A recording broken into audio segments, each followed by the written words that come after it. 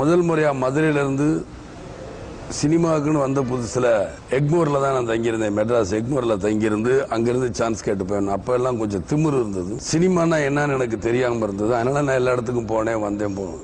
எல்லார்ட்டையும் சான்ஸ் கேட்டேன், ஆனால் யாரும் கொடுக்கல. அதுக்கப்புறம் சேனாஸ் ஃபிலிம்ஸ் மர்சூக்குங்கிறவர் எனக்கு ஒரு சான்ஸ் வாங்கி கொடுத்தார். அந்த படத்தில் நான் நடிச்சுக்கிட்டு இருக்கும்போது என்னை வேணான்னு சொன்னாங்க. வேணான்னு சொன்னதுக்கப்புறம் தான் உண்மையான சினிமா நிலை என்ன அப்படிங்கிறது எனக்கு புரிய ஆரம்பிச்சது. அதுக்கப்புறம் நானே கஷ்டப்பட்டு கோடம்பாக்கத்துலேருந்து எங்கெங்கே சினிமா கம்பெனி இருக்கும் சென்னையில் அத்தனை இடத்துலையும் சுற்றி பார்த்து ஏறி இறங்க ஆரம்பித்தேன். அப்போ தான் செலவு பண்ணணும், ஃபோட்டோக்கள் எடுக்கணும், விதவிதமான போஸ்டர்ஸில் எடுக்கணும், நவரசத்தையும் கொண்டு வரணும் மூஞ்சியில். அப்படிலாம் கொண்டு வந்து இந்த ஃபோட்டோஸ் கேட்குறவங்ககிட்டலாம் நான் கொடுத்துட்டு வரணும். ஆனால் அதில் சான்ஸ் கிடைக்குமா கிடைக்காதுங்கும் போது நம்மளுடைய முதலீடு ரொம்ப நஷ்டமாகும். இருந்தாலும் பரவாயில்லைன்னு இருந்தேன். அப்புறம் வீட்டில் என்ன பண்ணாங்க, இப்போ மெட்ராஸ் விட்டு வரமாட்டேன், அப்பா கோச்சிக்கிட்டார், எந்த உதவியும் பண்ணலை.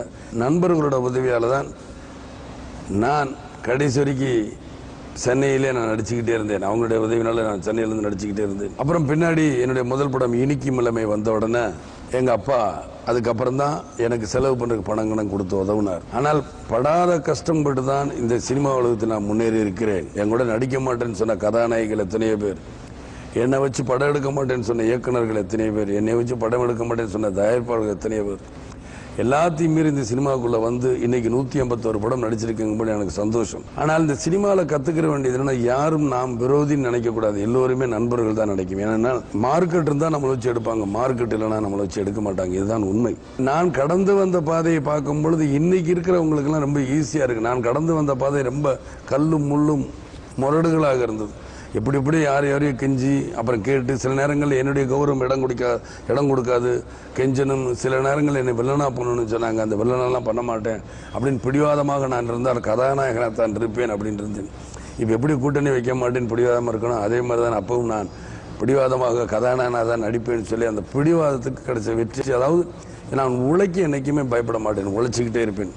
அவங்க காசு பணம் கொடுக்குறாங்களா கொடுக்கலையாங்கிறலாம் எனக்கு தெரியாது. நான் உழைப்பு நான் எனக்கு கொடுத்த அந்த தொழிலுக்கு ஒரு மரியாதை கொடுக்கணுங்கிறதுக்காக நான் உழைச்சிக்கிட்டே இருப்பேன். அந்த மரியாதையை கொடுத்ததுனால தான் என்னவோ எனக்கு தெரியாது, எனக்கே என்னுடைய படத்திற்கே மரியாதைன்னு சேர்ந்து சினிமா உலகம் சேர்ந்து விஜயகாந்துக்கு மரியாதை செலுத்தும் அப்படின்னு நினச்சாங்களோ தான்.